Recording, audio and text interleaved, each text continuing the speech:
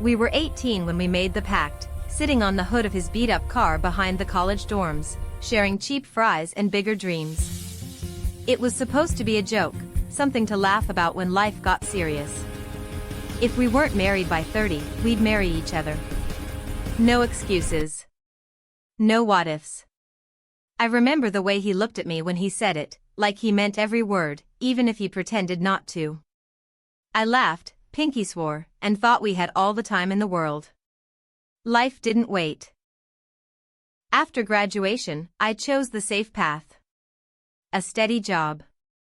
A steady relationship. He chose uncertainty, startups, risks, long nights chasing something invisible. We drifted, slowly enough that it didn't feel like losing him. Birthday texts turned into late replies. Late replies turned into silence. The pact became a story I stopped telling myself. I met my husband at work. He was charming in a polished, effortless way, the kind of man my friends approved of instantly. We moved fast. Engagement, wedding, photos that looked perfect online. I told myself this was what growing up looked like. Comfort. Predictability. No reckless promises. The first sign of trouble came quietly. Missed calls. Passwords changed for no reason. A phone turned face down on the table. When I asked, he smiled and said I was imagining things. I believed him because believing was easier than starting over.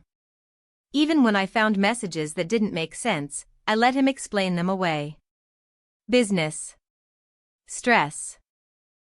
Nothing serious. By the time I realized he was cheating, it didn't even feel like heartbreak. It felt like embarrassment. Like I had failed some invisible test.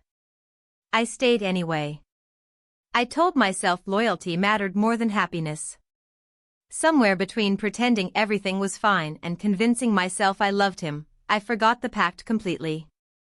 I didn't know that while I was settling for less, someone else was counting the years. I stopped reaching out after the third time she left my message on read. Not out of anger, out of clarity. If I mattered, I wouldn't have to remind her I existed. So I disappeared the only way I knew how, completely. No goodbye. No explanations. Just silence where I used to be. The years that followed were brutal. I slept in offices, skipped meals, failed more times than I can count. Every rejection hardened something in me. Every memory of her choosing comfort over uncertainty became motivation. I told myself I wasn't chasing success for revenge, but I was lying. I wanted to become untouchable. I wanted to make sure no one ever overlooked me again. The first breakthrough came at 24. Then another. Then everything accelerated. By the time I was 30, my name wasn't public, but my money was everywhere: startups, acquisitions, quiet buyouts. I learned quickly that real power didn't announce itself. It moved quietly, patiently, and without mercy.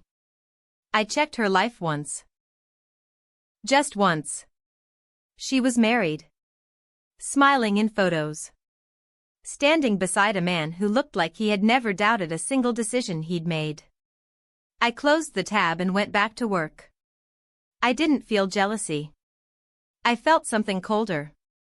Final. Still, I watched from a distance. Not obsessively, strategically. I learned who her husband worked for. Who he trusted. Who he lied to. It didn't take long to see the cracks. Affairs hidden behind business trips. Money moving where it shouldn't. He wasn't as careful as he thought. I could have exposed him then. I didn't. Timing mattered. I waited while my influence grew. I invested where her company depended.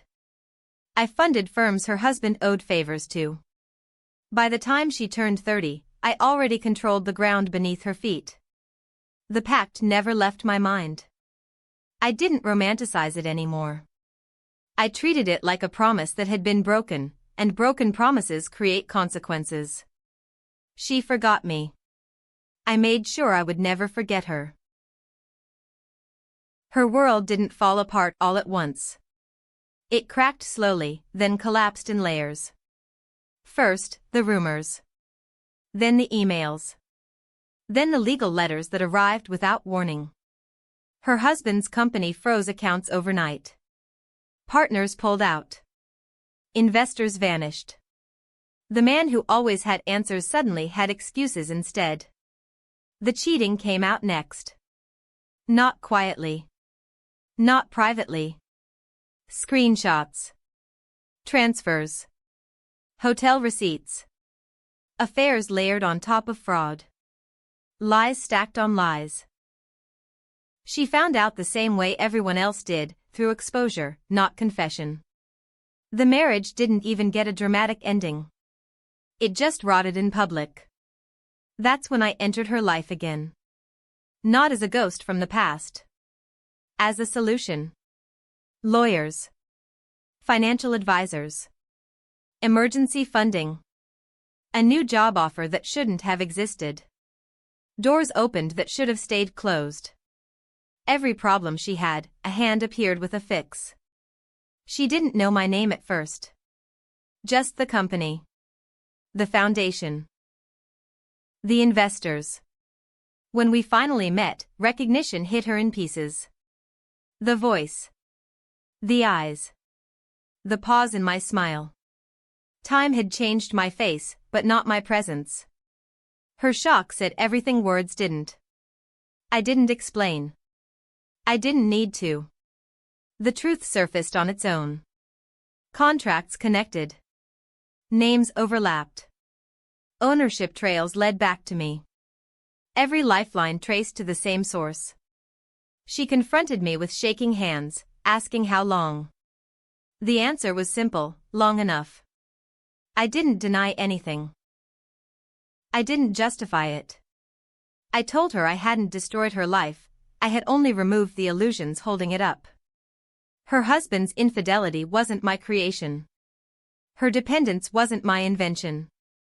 I just controlled the timing. She asked why. I reminded her of the pact. Her silence was the confession. By then, every exit she had required me. Every escape route ran through my approval. Independence became a memory. Safety became a contract. Trust turned into obligation. She wasn't sure if I had saved her life. Or bought it.